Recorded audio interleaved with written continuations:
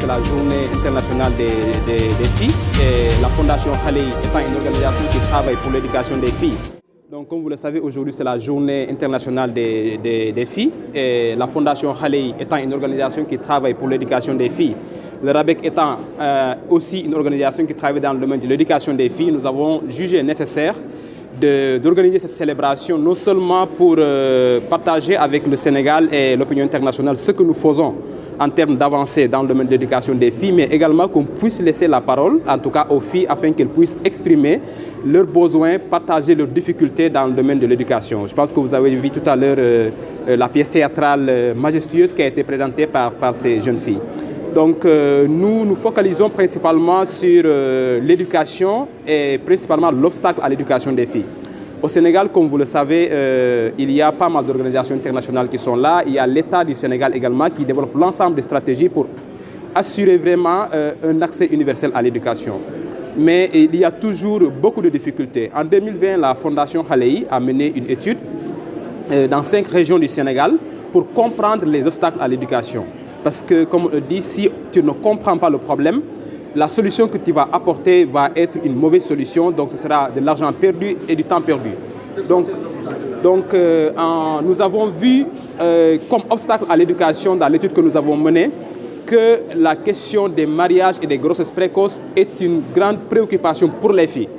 Donc ce sont les filles mêmes qui nous ont partagé leur quotidien en nous expliquant qu'elles ont quitté l'école parce qu'elles ont été très tôt mariées ou bien parce qu'ils ont été victimes vraiment de grossesses précoces. Et dans les régions où nous avons mené cette étude, la région de Ziguinchor, la région de Diourbel, la région de Thiès et la région de la zone de Bunkiling dans le Sédhiou, donc cette préoccupation a été en tout cas présentée comme étant un grand obstacle à l'éducation. Donc après ça aussi, beaucoup d'enfants et beaucoup de filles nous ont partagé une autre préoccupation qui est liée au fait que en raison très souvent de l'effectif pléthorique dans les classes, elles n'ont pas bénéficié d'un accompagnement nécessaire. Cela veut dire qu'elles ne sont pas performantes à l'école parce qu'elles n'arrivent pas à avoir de très bonnes notes. Donc elles ont traîné les lacunes et à la maison, on les stigmatisait sur le fait qu'elles sont incapables de réussir parce qu'elles sont des nullards.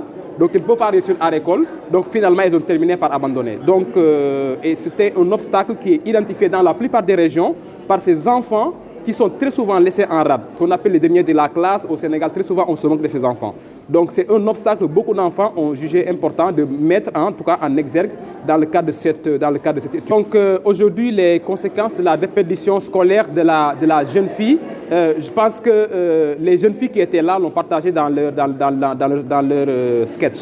Donc, premièrement, donc, une fille qui n'est pas allée à l'école ou qui n'a pas un bon niveau d'études, c'est une fille qui a un niveau de vulnérabilité assez important. Parce que premièrement, aujourd'hui, nous sommes dans un monde où il faut savoir lire et écrire. Ça, c'est le minimum. C'est pourquoi même on considère que, par exemple, il faut terminer le cycle moyen, c'est-à-dire avoir le BFM pour se considérer comme étant autonome. Et beaucoup de filles sont en train de se laisser, en tout cas, d'être derrière, les opportunités de développement. Donc, si tu n'as pas étudié, premièrement, tu ne pourras pas bénéficier des nouvelles technologies.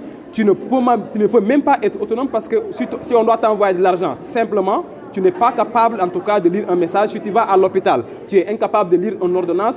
Disons que tu as très peu de possibilités de t'épanouir. Donc, et puisque pour nous c'est très important, nous avons développé des activités, des projets qui qui vont dans le sens d'accompagner ces enfants. Donc les premières actions que nous menons, à la fois la Fondation le réalise, mais également le RABEC réalise, c'est nous développons des projets de santé de la reproduction. Parce que nous considérons qu'une fille, ce n'est pas parce que tu es une fille que tu dois avoir moins d'opportunités qu'un garçon. Et nous savons tous qu'une fille, à une certaine époque, en tout cas à un certain moment de sa vie, commence à avoir des changements biologiques, donc qui commence à avoir des règles, à vivre la réalité des menstruations.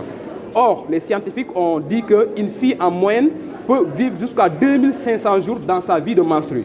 Donc supposons qu'il y a une fille qui dispose d'aucune information par rapport à ça, donc 2500 jours de perturbation, peut-être une grande difficulté.